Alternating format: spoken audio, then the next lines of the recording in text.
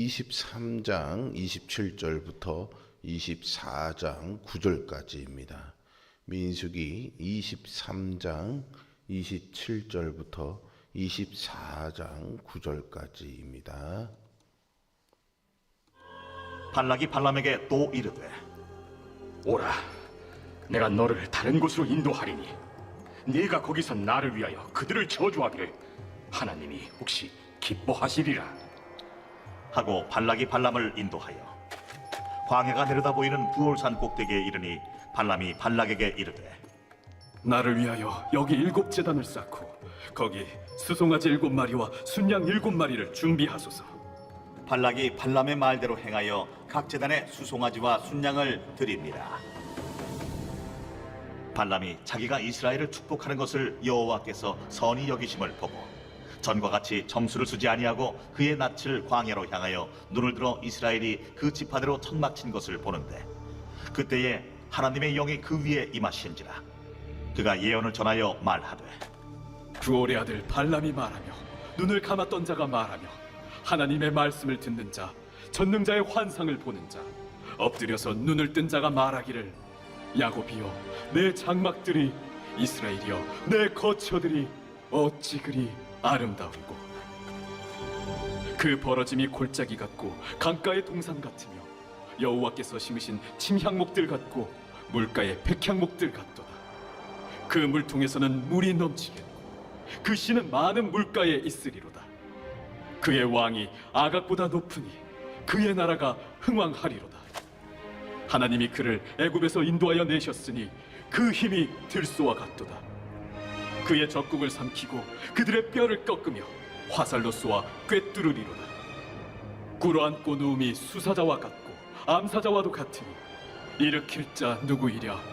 너를 축복하는 자마다 복을 받을 것이요 너를 저주하는 자마다 저주를 받을지로다. 아멘. 성도들 중에는 주님의 뜻을 물으면서도 의외로 하나님의 말씀을 기준으로 삼지 못하고 자신의 감정과 판단으로 분별하는 사람들이 많습니다. 본문은 분명한 뜻을 알면서도 계속 악과 짝하는 발람을 보여주며 하나님의 말씀으로 악을 분별하고 하나님의 뜻 가운데 설 것을 권면합니다. 고집스러운 악인을 보면 참으로 답답합니다. 아무리 설득해도 듣지 않지요. 발락은 앞서 2번이나 이스라엘을 저주하려 했지만 실패했습니다. 이것은 하나님이 발람 선지자의 입을 통제하셨기 때문인데도 발락은 포기하지 않고 기어이 3번째로 저주를 시도합니다. 이에 다시 한번 하나님의 말씀이 이들에게 임하지요. 발락과 발람의 이야기는 세상의 어떠한 권세도 하나님의 백성을 해할 수 없다는 사실을 확실하게 보여줍니다. 오늘 살펴볼 이스라엘에 대한 축복은 하나님이 아브라함에게 주신 언약을 재확인하며 하나님이 반드시 그 언약을 지키실 것을 드러내고 있습니다. 가인은 하나님이 자신의 제사를 받지 않으시고 아벨의 제사만을 받으시자 몹시 분하여 안색이 변했습니다. 이런 가인의 모습을 보시고 하나님이여 죄가 너를 원하나 너는 죄를 다스릴지니라 라고 말씀하셨습니다. 죄를 가져오는 감정, 죄를 가져오는 판단에 지배받지 말고 하나님 말씀, 하나님 뜻 아래 엎드리라는 말이겠죠. 악은 성도를 넘어뜨리기 위해 성도의 마음에 감춰진 죄악과 욕망을 불러냅니다. 이때 성도는 악의 초청이 아니라 하나님의 말씀에 귀를 기울여야 합니다. 발락은 고관들을 보내기까지 하면서 술사 발람을 초청했습니다. 발람에게 아무 것에도 거리끼지 말고 내게로 오라 라면서 발람을 데려왔지만 발람이 계속 이스라엘을 축복하자 화를 내지요. 발람은 하나님의 뜻을 변경할 수 없다고 단언합니다. 그렇다면 이 둘의 밀월 관계는 끝나는 것이 당연하겠죠. 그런데 집착을 버리지 못하는 모압 왕 발락은 높은 곳에서 넓은 시야를 확보하면 이스라엘을 저주할 수 있을 것이라고 생각했는지 광야가 내려다 보이는 부올산 꼭대기까지 올라갑니다. 발람 역시 발락을 따라가서 또다시 그를 위한 제사를 준비하게 하지요. 산 꼭대기까지 제물로 바칠 소와 양, 땔감을 운반하는 일도 쉽지 않은 일인데 모압 왕 발락은 2번이나 실패했으면서도 미련을 버리지 못했습니다. 술사 발람 역시 하나님에 의해 이스라엘을 축복하는 데 사용되고는 있었지만 역시 하나님께 굴복하고 순종하려 하지는 않았고 발락의 요구대로 다시 한번 7재단의 수송아지와 순양을 바치죠. 왜 서로 다른 말을 하고 충돌하는데도 동역이 계속되고 있을까요?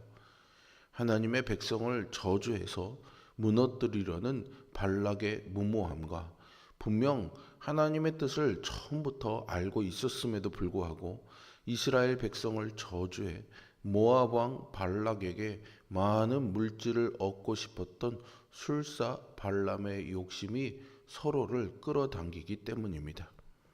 이들의 모습은 인간이 얼마나 어리석은지를 잘 보여줍니다. 이들은 주술가의 입을 막고 오히려 축복하게 하는 강력한 이스라엘의 하나님이 모압을 치지 않으셨음에 감사해야 했습니다. 하나님의 뜻이 분명하게 드러났는데도 그에 대항해서 다른 길을 찾으려 하는 행위는 모두 어리석은 헛수고에 불과합니다. 데살로니가전서 5장 22절의 말씀처럼요. 악은 그 모양이라도 버려야 하죠. 그 이유는 욕심이 죄가 사망을 불러오기 때문입니다. 성도는 내게 있는 약점을 절대로 간과해서는 안 됩니다. 죄악과 욕심과 그런 마음의 감정을 다스릴 수 있다는 자만도 내려놓아야 됩니다. 악에 순응하지 않도록 하나님의 뜻에 철저하게 엎드리는 자세가 필요합니다. 모압 왕 발락의 요구를 따라 계속 이스라엘을 저주하려고 시도했던 술사 발람도 더 이상 하나님의 뜻을 거스를 수가 없었습니다. 그는 이번에는 점수를 사용하지 않고 이스라엘이 진을 친 광야를 보는데 그때 성령님이 임하시죠. 당시의 사람들은 점술이란 사람이 볼 수 없는 것을 보여주는 도구라고 생각했지만 성경은 오히려 점술이 사람의 눈을 가리는 것이라고 가르칩니다. 술사 발람은 점술을 사용하지 않을 때에야 하나님의 뜻을 확실하게 알 수 있었습니다. 그래서 발람은 자기가 이제 전능자의 환상을 보아서 하나님 앞에 엎드리고서야 눈을 떴다라고 4절에서 고백하지요. 이처럼 하나님은 당신의 백성을 보호해 주시고 구원하시기 위해서 강권적으로 역사하셔서 악인을 끝내 굴복시킵니다.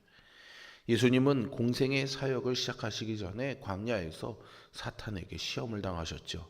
그때 사탄은 예수님을 성전 꼭대기 높은 산으로 데리고 다니며 시험합니다. 사탄은 예수님을 넘어뜨리려는 집착을 버리지 못하고 계속 미혹하지요. 그러나 예수님은 이 사탄의 유혹에 강력한 말씀의 능력으로 승리하십니다. 모압 왕 발락의 집착과 술사 발람의 욕심은 힘을 합쳐서 하나님의 뜻을 꺾으려 했습니다. 그러나 하나님의 뜻은 그들의 협잡에 결코 흔들리지 않았습니다. 오히려 성령님의 강권적인 역사로 전에는 물질과 명예의 시선을 빼앗겨 영적인 것에 눈 감았던 발람이 이제는 새롭게 눈을 뜨고 하나님의 말씀을 듣는 자, 전능자의 환상을 보는 자, 엎드려서 눈을 뜬 자로 하나님의 말씀을 대언하지요. 하나님은 술사 발람의 입을 통해서까지 언약을 선포하십니다. 먼저 발람은 5절에서 이스라엘의 장막과 거처가 아름답다라고 하는데요. 이것은 이스라엘이 차지할 영토에 대한 찬사입니다.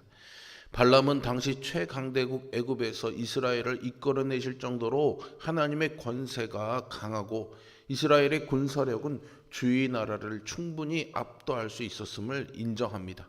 그리고 하나님이 아브라함에게 주신 언약의 핵심을 언급하며 축복을 마치죠. 이스라엘을 축복하는 자는 복을 받고 저주하는 자는 저주를 받습니다. 이는 사실 발락을 위한 예언이기도 했습니다. 만약 모압 왕 발락이 당장이라도 마음을 고쳐먹고 이스라엘을 저주하려는 시도를 멈추고 축복하려 했다면 자기와 모압이 복을 받았을 것입니다. 이처럼 자기 백성에 대한 하나님의 사랑과 언약은 절대로 변경되지 않습니다. 우리에게 주어진 십자가의 언약 역시 마찬가지입니다. 우리의 시선을 빼앗는 것에 우리의 마음을 빼앗기면 마음의 주인도 뒤바뀝니다. 그렇게 되면 우리는 자유를 빼앗긴 채 사탄의 간섭과 지시를 받으며 살 수밖에 없죠. 그러나 자기를 내려놓고 오직 주인 되어주시는 하나님께 모든 것을 맡기면 하나님이 풍요롭고 아름다운 영적 세계를 보여주십니다. 사랑과 의가 넘쳐나는 그런 세상에서 우리는 자유롭게 살아갈 수 있게 되는 것이죠. 술사 발람이 전한 하나님의 말씀은 이스라엘의 승리를 선포하는 내용이었습니다. 우리가 주위의 상황에 그리고 주위의 환경에 주눅들지 않을 수 있는 것은 주님이 말씀으로 성도를 위로하시고 성도에게 힘을 주시고 승리로 인도하시기 때문이죠. 악은 언제나 우리에게 이득이 될 것처럼 우리에게 다가옵니다. 그리고 악한 욕망을 부추겨 우리를 죄에 굴복하게 만듭니다. 이때 성도는 죄악에 넘어가게 하는 자신의 욕망을 포기해야 합니다. 그리고 하나님의 뜻에 순복해서 순종해야 하는 것이죠. 그럴 때 성도는 죄악과 짝하지 아니하고 주님의 말씀 가운데 굳게 서서 악에 맞서 승리하게 될 것을 믿습니다. 사람이 흥하거나 망하는 것은 하나님의 편에 서느냐 아니냐에 달려 있습니다. 모압 왕 발락에게 지혜가 있었다면 술사 발람이 이처럼 이스라엘을 도리어 축복하고 있다는 점과 이스라엘이 지금껏 한 번도 자기가 다스리는 땅을 침범하지 않았다는 점을 생각하면서 오히려 이스라엘의 편에 서는 것을 택했을 것입니다. 발락은 참으로 고집스러운 인물이었습니다. 안 된다는 것을 알면서도 계속 자기 고집을 밀어붙이는 타입이었죠. 저주를 요청해도 오히려 축복이 나온다는 것을 3번이나 보았음에도 그 노선을 바꾸지 않았습니다. 이런 사람은 즉시 벌을 받더라도 할 말이 없을 것입니다.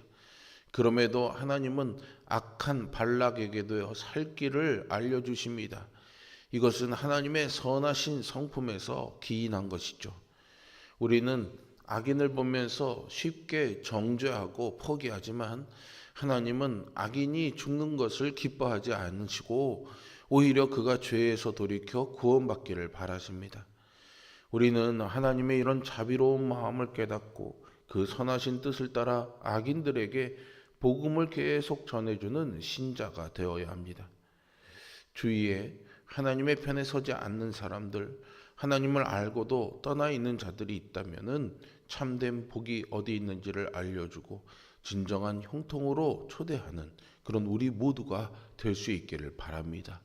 오늘도 하나님의 편에 서시겠습니까? 죄의 편에 서시겠습니까? 우리의 마음에는 끊임없이 정욕과 감정과 상황과 환경을 이용해 죄의 유혹이 있습니다. 그 유혹에 넘어가지 마시고 하나님 편에 서서 끝까지 하나님의 뜻에 순복하며 사시기를 주님의 이름으로 축복합니다. 기도하겠습니다. 사랑이 많으신 아버지 하나님, 늘 죄에 넘어지고 쓰러지는 우리들, 하나님의 뜻을 따른다라고 고백은 하지만 결국에는 내 마음에 좋은 대로, 내 감정에 편한 대로, 내 판단에 옳은 대로 행하는 우리들입니다. 발람과 발락이 어리석다고 혀를 차지만은 우리도 그렇게 어리석고 연약하며 죄를 범하며 사는 연약한 존재임을 고백합니다. 오늘 이 하나님의 말씀 앞에 다시 한번 엎드립니다. 분명한 하나님의 복의 약속이 있음에도 불구하고 눈앞의 것에 쫓겨 그 복을 보지 못한 채 세상에 끌려가는 삶 되지 말게 하여 주시고, 우리 눈앞에 있는 위협은 여전하다 할지라도 하나님의 신실하심과 일하심과 선하심과 복주심을 기억하면서 하나님 뜻 안에 살아가는 우리 모두가 되게 하여 주시옵소서. 성령님, 내 안에 충만하게 임재하여 주시어서 내 속에서 또 다른 내와 싸워, 또 다른 나와 싸워 죄의 고통에 고군분투하는 우리를 도우셔서 우리 안에 성령님이, 말씀이, 하나님이 온전히 주인 되시는 삶을 살아가도록 우리를 인도하여 주시옵소서. 예수 그리스도의 이름으로 기도합니다.